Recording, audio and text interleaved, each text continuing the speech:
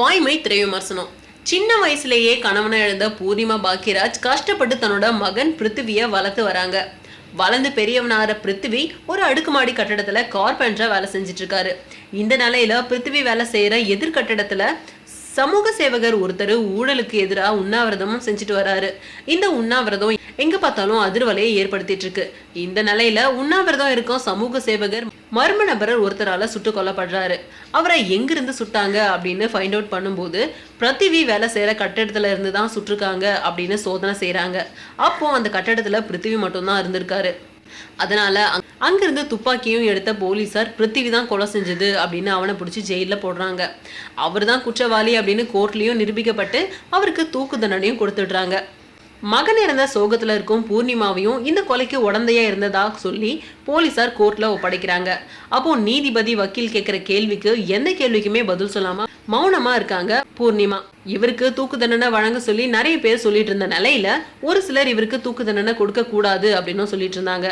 சுதந்திரம் அடைஞ்சதுக்கு அப்புறம் இதுவரைக்கும் இந்தியாவுல எந்த ஒரு பெண்ணையும் தூக்குல போட்டது கிடையாது.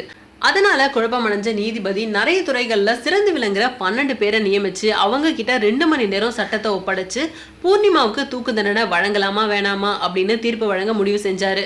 அதன்படி சாந்தனு பாக்கியராஜ், தியாகராஜன், கவுண்டமணி, ராம்கி, முக்தா பானு, ஊர்வசி, மனோஜ் கே பாரதி, பிரசாந்த், நமோ நாராயணா, வெங்கட், ரோஸ், அங்கிதா போன்றவங்க எல்லாம் பூர்ணிமாவை விசாரணை செய்ய நியமிக்கப்படுறாங்க.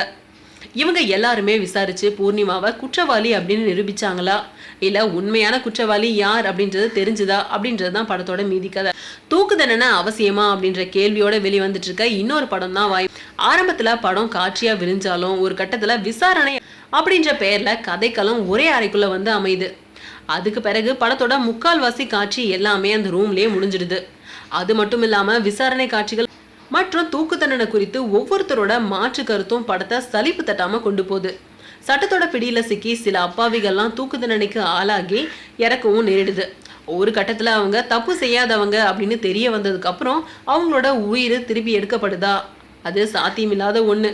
சோ தூக்கு தண்டனை தேவையில்லை அப்படின்றத வலியுறுத்தி எடுக்கப்பட்டிருக்கும் இந்த படம் வரவேற்கக்கூடியதா தான் இருக்கு. அது மட்டும் இல்லாம படத்தோட மொத்த நீளமே 1.5 மணி நேரம் தான். இந்த கதைக்கு இந்த நேரம் போதுமானதா தான் தெரியுது.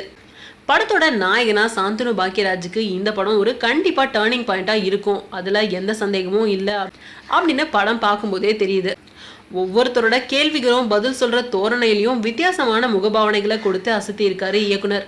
கவுண்டமணியோட கவுண்டர் வசனங்கள் பெருசா இல்லைனாலும் இவரோட அறிமுகமே படத்துல ரசிகர்கள் கிட்ட பெரிய கைத்தட்டலை வாங்கி தருது. தியாகராஜன் உண்மை கிடையாதா நீதி கிடையாதா அப்படின்னு உறக்க பேசுற வசனங்கள்லாம் செயற்கையா தான் தெரியுது. மற்றபடி ராம்கி, முக்தா பானு, மனோஜ் கே பாரதி, பிரசாந்த், நமோ நாராயணா, வெங்கட், ரோஸ், அங்கிதா போன்றவங்களாம் அவங்கவுங்களோட கதாபாத்திரத்தை பக்காவா பண்ணி முடிச்சிருக்காங்க. 1.5 மணி நேரத்துல எடுக்கப்பட்ட படம் அப்படின்றதால இந்த படத்தோட பின்னணி இசைக்காக இன்னும் கொஞ்சம் மெனக்கெட்டிருக்கலாம். ராசாமதியோட ஒளிப்பதிவு படத்தோட விறுவிறுப்புக்கு துணை நிக்குது. மொத்தத்துல வாய்மையே வெல்லும்.